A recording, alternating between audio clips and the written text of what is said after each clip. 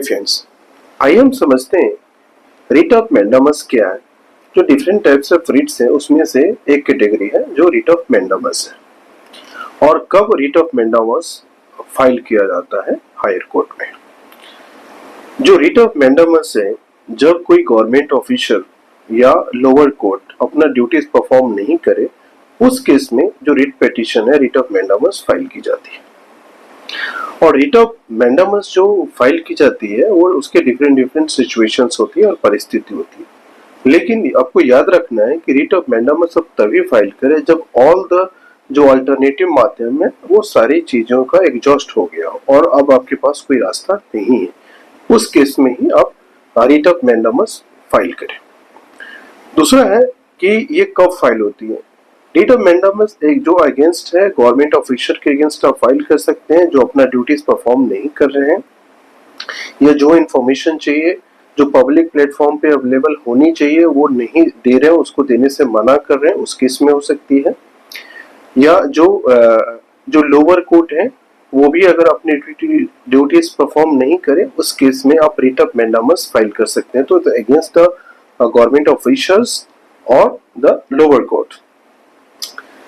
एक ऐसी परिस्थिति भी हो सकती है कि सपोज कीजिए कि कोई जज का किसी भी केस में पर्सनल कनेक्शन है और वो अपने से वो खुद से रिमूव नहीं करते हैं उस केस से अपने आप को, उस केस में भी आप रिट ऑफ मैंडामस फाइल कर सकते हैं। इसके अलावा अगेंस्ट द स्टेट कर सकते हैं जो to refund the tax amount जो इलीगली कलेक्टेड किया गया है। इसके अलावा आप यूनिवर्सिटी के अगेंस्ट भी कर सकते हैं। फॉर एग्जाम्पल, यूनिवर्सिटी ने एग्जाम कंडक्ट किया और आफ्टर एग्जाम जैसे कंडक्ट हुआ उसने रेगुलेशन चेंज कर दिया और ये किसी कैंडिडेट का डिसएडवांटेज सिचुएशन के लिए, तो उसके अगेंस्ट भी हो सकता है जो आपका रिट ऑफ मैंडामस फाइल हो सकती है।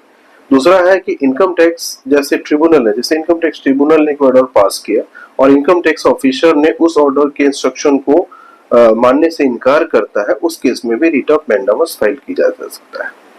इसके अलावा जो एग्जांपल में जैसे जो कॉम्पेंसेशन है, जो लैंड एक्विजिशन जो होती है और उसमें जो ऑफिसर होते हैं वो इंटरेस्ट पे करने के लिए जो कॉम्पेंसेशन अमाउंट में वो रिफ्यूज करते हैं, वैसी परिस्थिति में भी रिट ऑफ मैंडामस फाइल किया जा सकता है।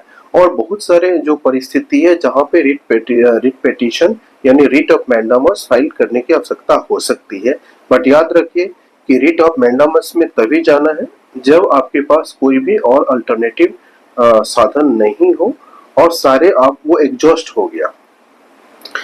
तो जो रिट पिटीशन सुप्रीम कोर्ट में फाइल होती है वो अंडर आर्टिकल 32 के अंदर होती है और वो इन्फोर्समेंट ऑफ फंडामेंटल राइट्स के लिए होती है।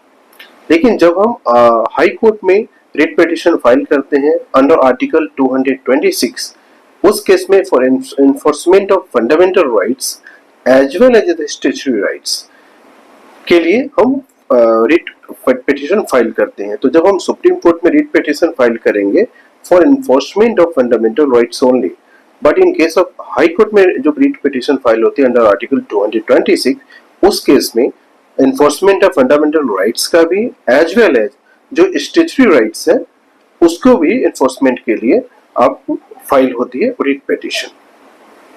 To get more information related to the writ petition, please subscribe our channel to get the information related to that. Thank you for watching this. Thank you.